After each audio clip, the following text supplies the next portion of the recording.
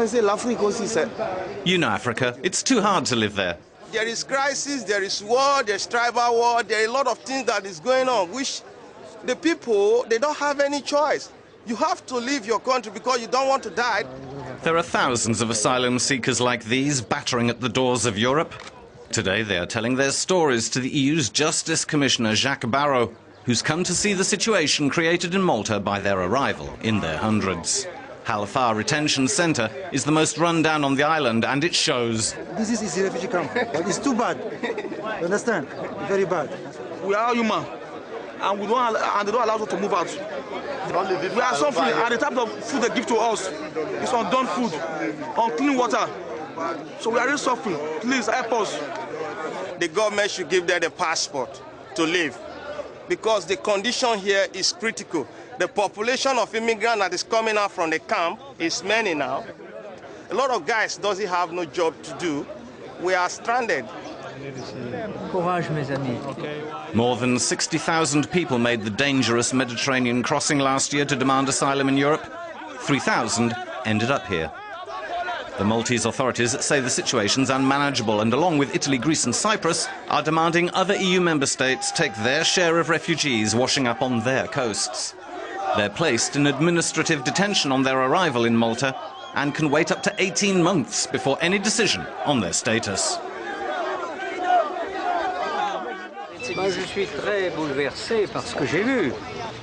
I'm very upset by what I've seen. Europe needs to wake up to this problem. Malta must do better to ensure people are given a decent welcome. But every member state has to play its part and give support. What we can do, we are delivering. We are doing programs, but there is a limit to what a small country and a densely populated country such as ours can do.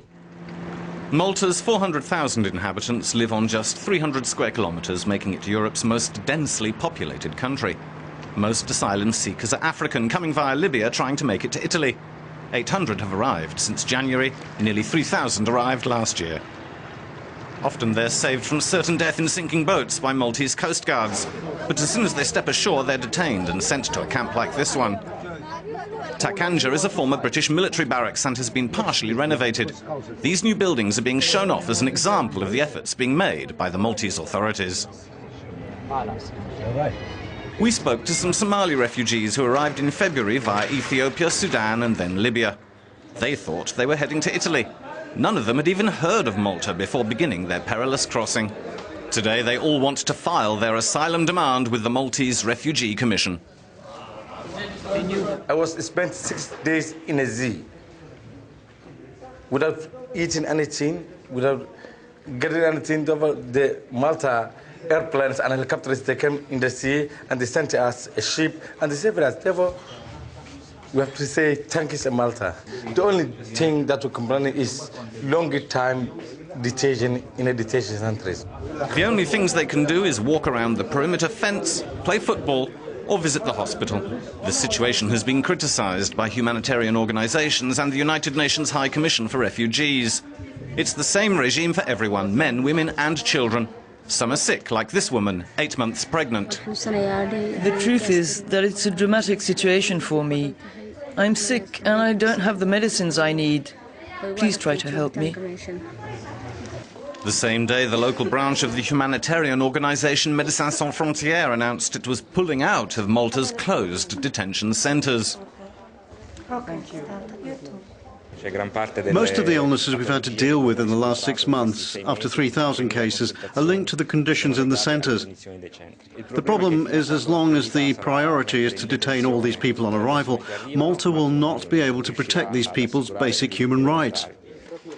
Once released, their situation is hardly better.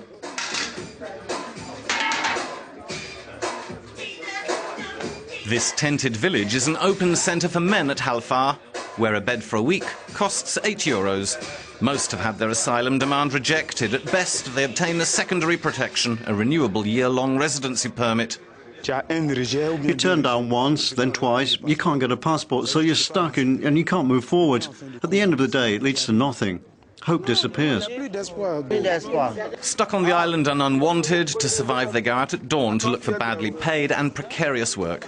If they don't want to lose a state payment of €130 a month, they have to sign on at the camp 3 times a week. The people start to hate us. You know, if you get a job, when you are working time, everybody's talking about clandestine. No correct job, no documents, no travel, anything. The people see you about criminal, suspect you about criminal. And there is no choice because there is no access of moving, because there is no documents given, which can guarantee to leave Malta to another country. The Dublin Convention rules out that dream, as it states every asylum demand must be handled by the first EU country immigrants enter. If a refugee tries to make it to another EU member state, they can be sent straight back to their point of entry. It's a rule that needs to be adapted to allow asylum demands to be processed by other member states. Until then, many continue to suffer the consequences, like this woman who arrived from Somalia 3 years ago.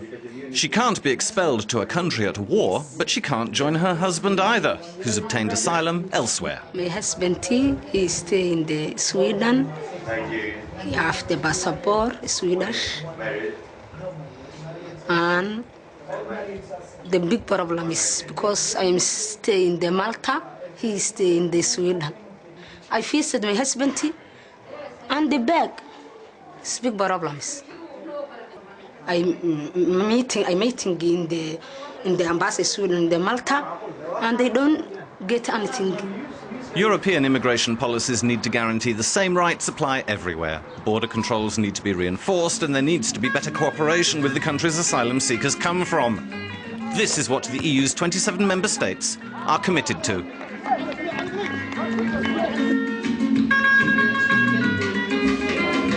Human rights organisations, however, fear the future is a fortress Europe, and it's a controversial issue. Far from the hubbub of the camps, this is Malta's only African bar. Precious is a professional footballer who legally came from Nigeria at the invitation of a local club with his wife Noella. They're perfectly integrated and are happy here. What do they think of EU policy towards those who haven't been so lucky? They are trying, but they should do more to help. Maybe some countries need help. I mean, they help over there in Africa, Asia, wherever they have problems, they try to solve it, you know. And when their burden is relieved there, definitely it will have effect in Europe.